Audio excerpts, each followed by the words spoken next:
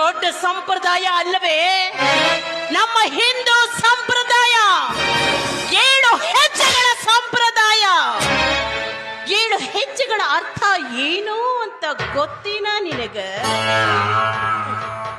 ಕಾರೇಶು ದಾಸಿ, ಕರುಣೇಶು ಮತ್ತಿ, ಭೋಜೇಶು ಮಾತಾ, ಶಯನೇಶು ರಂಭೆ, ರೂಪೇಶು ಲಕ್ಷ್ಮಿ, ಕ್ಷಮ್ಯಾ ಧರಿತ್ರಿ.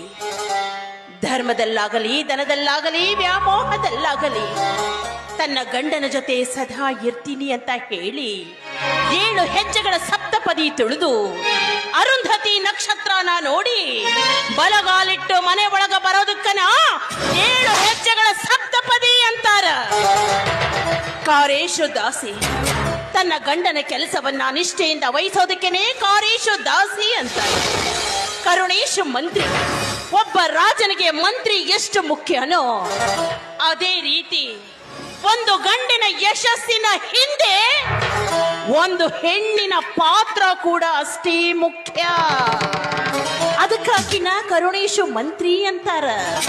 ಇನ್ನ ಭೋಜೇಶು ಮಾತಾ